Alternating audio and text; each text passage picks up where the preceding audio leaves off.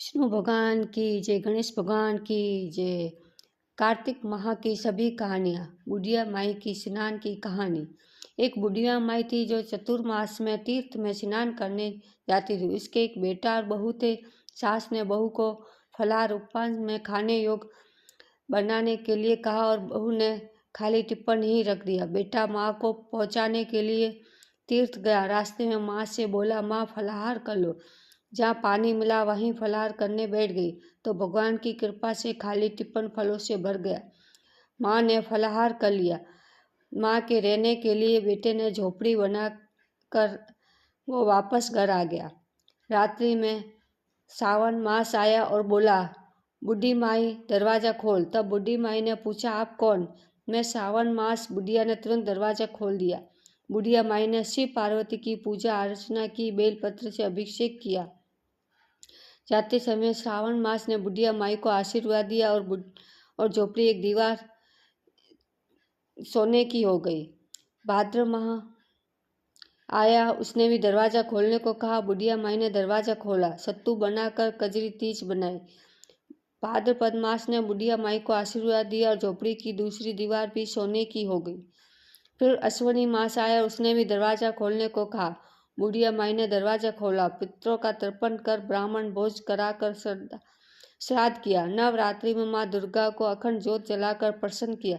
सत्य की विजय दिवस के रूप में बुराई का अंत की खुशी में दशहरा मनाए। अश्विनी मास ने जाते समय प्रसन्न होकर तीसरी दीवार भी बहुमूल्य रत्नों से जड़ित कर दी। बूढ़ी माई को सदैव प्रसन्न रहने का आशीर्वाद दिया। इन सब के बाद कार्तिक मास आया, उसने भी दरवाज़ा खोलने को कहा। बुढ़िया माई ने दरवाज़ा खोला। अति प्रसन्न मन से कार्तिक स्नान किया, दीपदान कर दीपावली, गोवर्धन पूजा, भाई दूज, गोपाष्टमी, आंवला नवमी मनाई। कार्तिक मास न जाते समय आशीर्वाद दिया और चौपड़ी के स्थान पर महल बन गया। बुढ़िया माई गरीबों की सेवा कर भजन कीर्तन में अपना समय व्यतीत करने लगी। बेटा अपनी माँ को लेने आए तो माँ और झोपड़ी को पहचान न सका तो पड़ोसियों से पूछा। उन्होंने बताया।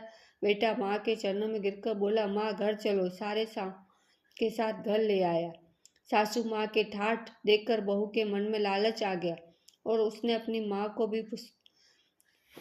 भी तीर्थ छोड़कर आने को कहा तो उसका पति अपनी सास को भी तीर्थ छोड़ आए। परंतु वह बहू की माँ को धर्म कर्म में बिल्कुल रुचि नहीं थी। वो 4 समय भोजन करती और दिन भर सोती। चारों मास आए और चले गए। जाते समय झोपड़ी गई और बहू की माँ गधी की योनि में चली गई, क्योंकि औरत लक्ष्मी का रूप है और लक्ष्मी की तरह चंचल होना चाहिए। भगवान की पूजा और अतिथि का दान पुण्य करना चाहिए। बहू ने कहा, अब माँ को ले आओ। जब जवाई सास को लेने गया तो कहीं न मिली। लोगों से पूछने पर लोगों ने बताया कि तेरी सास धर्म कर्म कुछ न करती थी, खाती और सोती थी, जिससे वह गधी योनि में चली गई। जवाई गधी योनि में सास को बांधकर घर ले आए। उसकी पत्नी ने पूछा, मेरी माँ कहाँ है? तब पति ने कहा, तेरे लालच की वजह से तेरी माँ गधी योनि में आ गई। बड़े विद्वानों, ब्राह्मणों, ऋषि मुनियों से पूछने पर उन्होंने बताया कि तेरी सास के स्नान किए पानी से स्नान करने पर उसे मनुष्य योनि मिलेगी। तब बहू ने ऐसा ही किया और उसकी माँ पुण्य मनुष्य योनि में आ गई। हे राधे दामोदर, भगवान जैसा बुढ़ी माई को दिया वैसा सबको देना। कहते सुनते हुंकारा बढ़ता ने मारा सारा परिवार ने रक्षा करना। जय कार्तिक मास की जय, चतुर्मास की जय। धरती माता की कहानी। बोलो विष्णु भगवान की जय। धरती माता की कहानी। एक ब्राह्मणी थी, वह बहुत धार्मिक महिला थी। सभी ग्रामवासी उसका बहुत सम्मान करते थे। कोई भी उसकी शरण में आता वह सबकी मदद किया करती थी। मन ही मन भगवान का स्मरण किया करती थी। भगवान की सेवा पूजा, जरूरतमंदों की सेवा ही उसका परम धर्म था। एक दिन ब्राह्मणी मरकर भगवान के घर गई। वहां जाकर बोली, मुझे बैकुंठ का रास्ता बता दो। स्वर्ग से एक दूत आया और बोला, ब्राह्मणी आपको क्या चाहिए? वो बोली, मुझे बैकुंठ का रास्ता बता दो। आगे आगे दूत और पीछे ब्राह्मणी मंदिर तक गए। ब्राह्मणी बहुत धार्मिक महिला थी। उसने बहुत दान पुण्य कर रखा था। उसे विश्वास था कि उसके लिए वैकुंठ का रास्ता अवश्य खुल जाएगा। ब्राह्मणी ने वहां जाकर देखा, वहां बड़ा सा मंदिर, सोने का सिंहासन, हीरे मोती जड़ित छतरी थी। चतुर्गुप्त जी न्याय सभा में बैठे साक्षात इंद्र के समान शोभा पा रहे थे और न्याय नीति से अपना राज्य संभाल रहे थे। यमराज सबको कर्मानुसार दंड दे रहे थे। ब्राह्मणी ने जाकर प्रणाम किया और बोली, मुझे वैकुंठ जाना है। चित्रगुप्त ने लिखा और लेखा देखा और बोला कि बूढ़ी माई, तुमने सब धर्म किए परंतु धरती माता की कहानी नहीं सुनी, इसीलिए तुम्हारे सिर पर धरती माता का कर्ज है। वैकुंठ में कैसे जाऊं? ब्राह्मणी बोली, धरती माता की कहानी के क्या नियम है? चित्रगुप्त ने कहा, कोई 1 साल, कोई 6 महीने, कोई 7 दिन ही सुने, पर धरती माता की कहानी अवश्य सुने, फिर उसका उद्यापन कर दे। धरती माता की कहानी सुनने से यानी अनजाने किए पाप कर्मों को धरती माता हर लेती है। स्वर्ग लोक में धर्म ही स्थाप प्राप्त है, यहाँ पाप के लिए कोई जगह नहीं। धरती माता की कहानी पीपल के पेड़ के नीचे बैठकर सुननी चाहिए। ये बात सुनकर ब्राह्मणी ने प्रार्थना की कि मुझे 7 दिन वापस पृथ्वी लोक पर जाने दो, मैं कहानी सुनकर वापस आ जाऊंगी। चित्रगुप्त जी ने उसका लेखा जोखा देखकर 7 दिन के लिए पृथ्वी पर भेज दिया। ब्राह्मणी जीवित ही गई। ब्राह्मणी ने अपने परिवार वालों से कहा कि माँ 7 दिन के लिए धरती माता की कहानी सुनने के लिए वापस आई। इस कथा को सुनने से बड़ा पुण्य मिलता है। उसने पीपल के पेड़ के नीचे बैठकर परिवार के साथ 7 दिन तक धरती माता की कथा सुनी। 7 दिन पूरे होने पर वापस धर्मराज जी का बुलावा आया। ब्राह्मणी को वैकुंठ में श्री हरि के चरणों में स्थान प्राप्त हुआ। जो कोई भी प्राणी धरती माता की कहानी सुनता है उसका वैकुंठ का द्वार खुल जाता है। धरती माता सब पाप हर लेती, वो प्राणी वैकुंठ में स्थान प्राप्त करता है। बोलो धरती माता की जय, विष्णु भगवान की जय। कार्तिक स्नान की कहानी।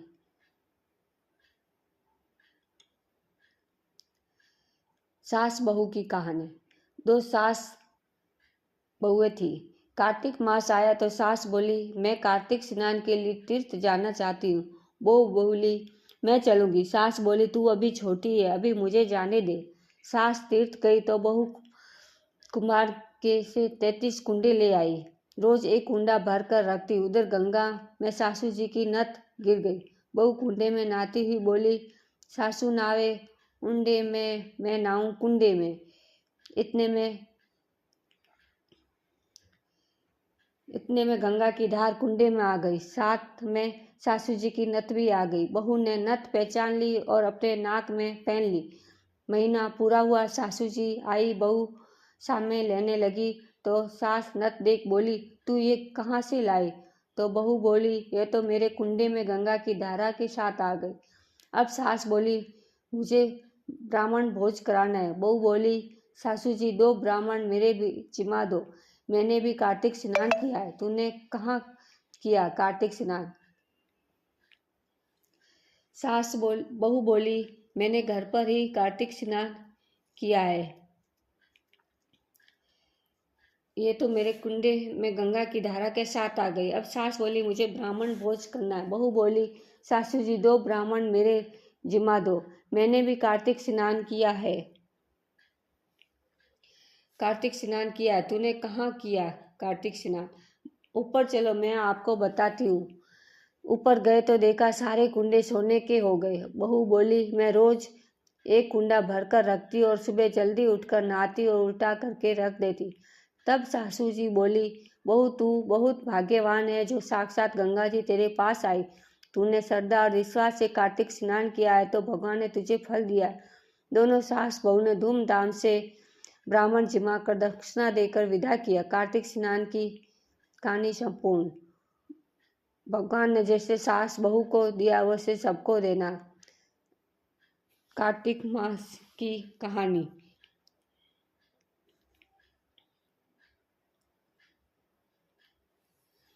कार्तिक मास में सुनने जाने वाली राम लक्ष्मण की कहानी।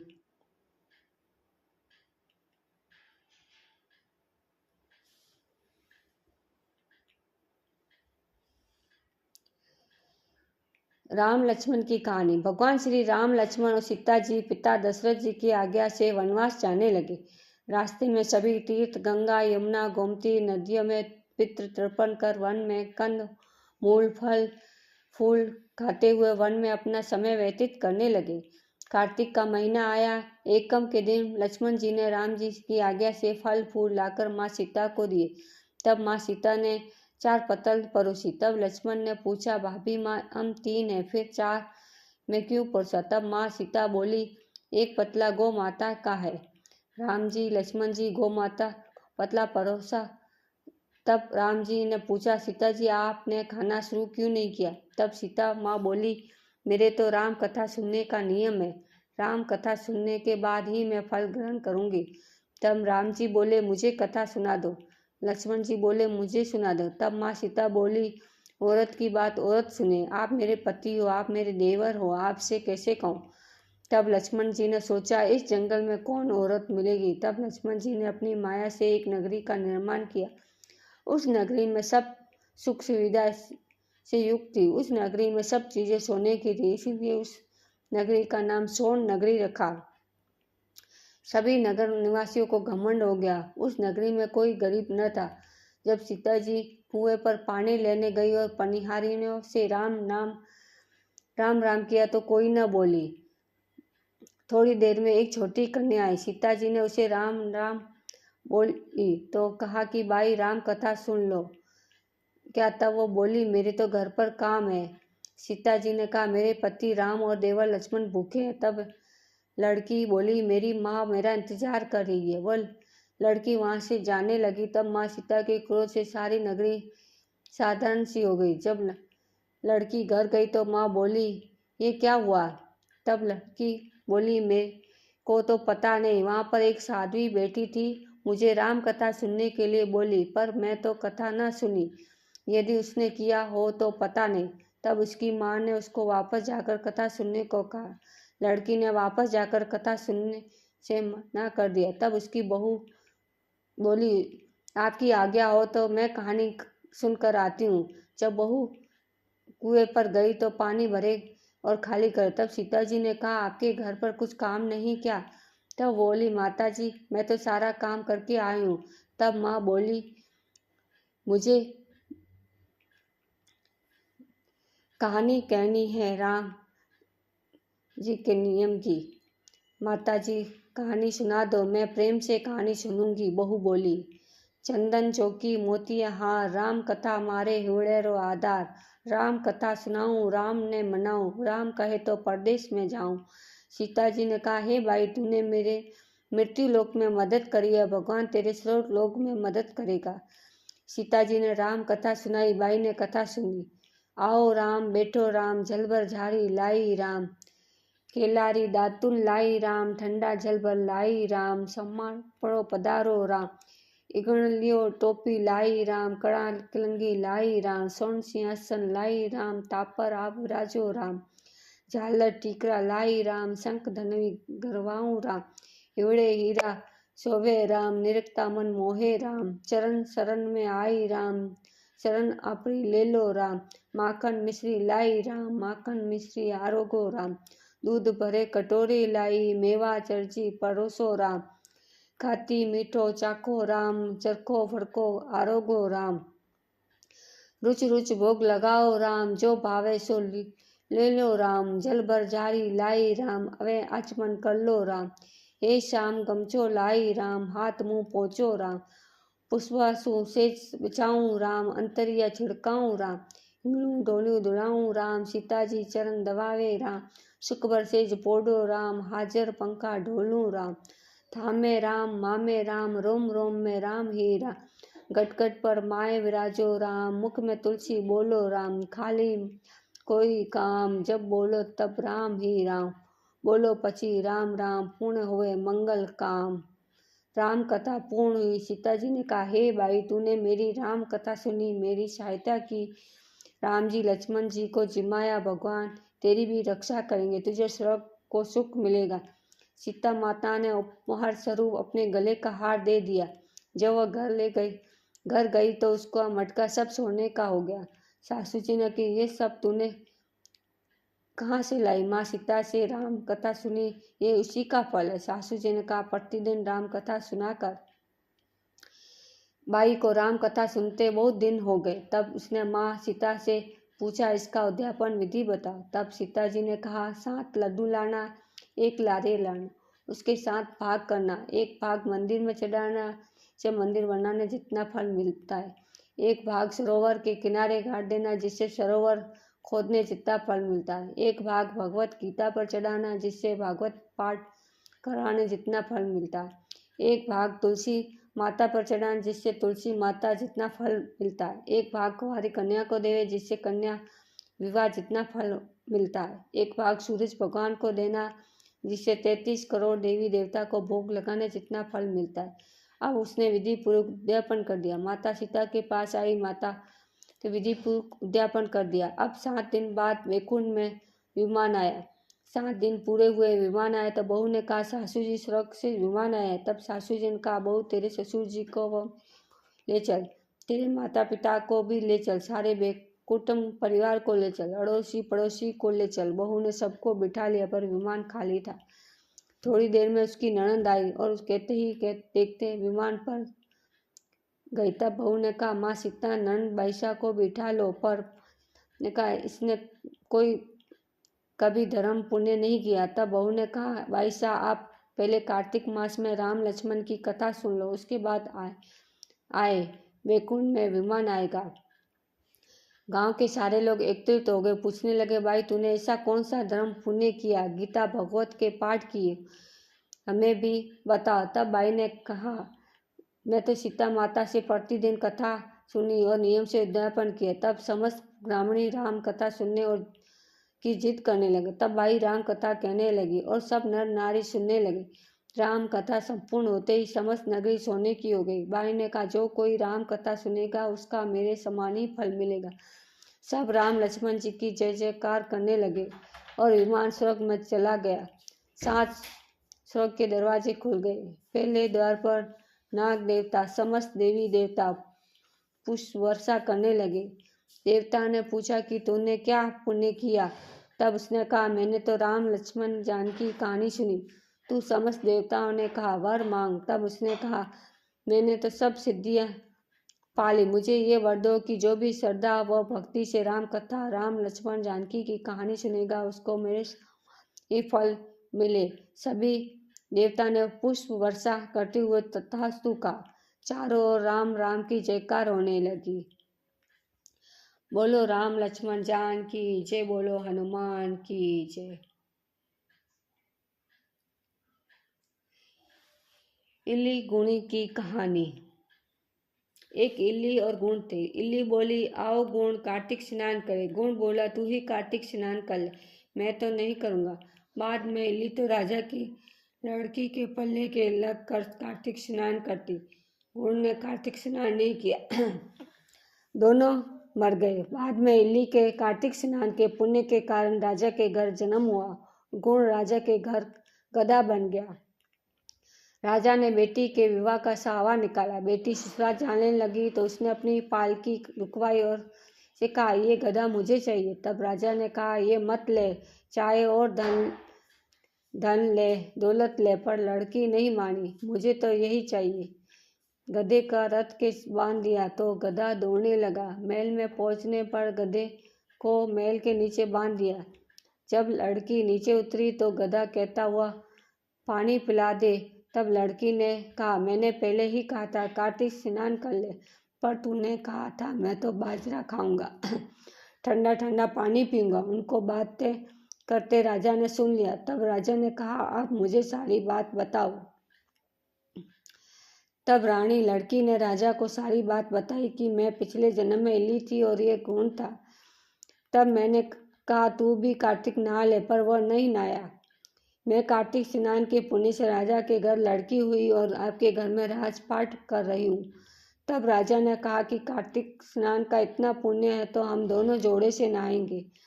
रानी राजा ने अत्यंत प्रसन्न मन से कार्तिक स्नान कर दोनों ने दान पुण्य किया और सारी नगरी में कहलवा दिया कि सब कार्तिक स्नान का नहाया वह पानी गुणे पे डालेंगे जिससे गुणे को मोक्ष हो।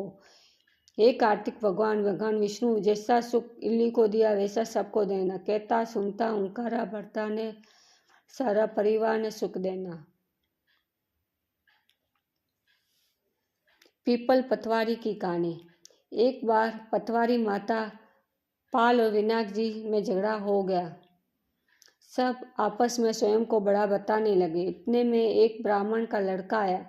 पाल पतवारी गजानन जी ने उसे रोका और कहा कि रुक जा और हमारे न्याय कर। लड़का बोला, मैं कल वापस आकर तब न्याय करूंगा। घर आकर लड़के ने माँ से कहा, माँ मुझे कल पाल पतवारी माता विनायक जी का न्याय चुकाना है। तो माँ ने कहा, बेटा सबको बड़ा बता देना। दूसरे दिन लड़का वहां गया और बोला, पाल माता आप बड़ी हो, क्योंकि हर व्यक्ति आता और स्नान ध्यान करके शुद्ध होकर जाता है और आप सबकी रक्षा करती है। ये पतवारी माता आप सबसे बड़ी हो, क्योंकि तीर्थ धर्म ध्यान कर ले, पर आपकी पूजा किए बिना उनका कार्य पूर्ण नहीं होता। आप जीवित को भी तारती और मरने के बाद भी उद्धार करती हैं। पतवारी माता पथ की धरनी है, इसलिए आप बड़ी हैं। अब विनायक जी से लड़का बोला, सबसे पहले शुभ काम में आप ही को मनाया जाता। आपको कोई काम निश्चित नहीं होता, इसलिए आप बड़े हैं। पाल माता पतवारी माता विनायक जी भगवान लड़के की चतुराई से प्रसन्न हुए। वो बोले, लड़के तुमने तो हम सबको ही बड़ा कर दिया। उसको सुखी का आशीर्वाद दिया और जाके जो के दाने उसके अंगूछे में डाल दिए। लड़का सोचने लगा, घाटे का सौदा, सारे दिन खराब कर न्याय किया और इतने में जो मिले। उदास मन से घर आकर अंगूछा एक कोने में डाल दिया।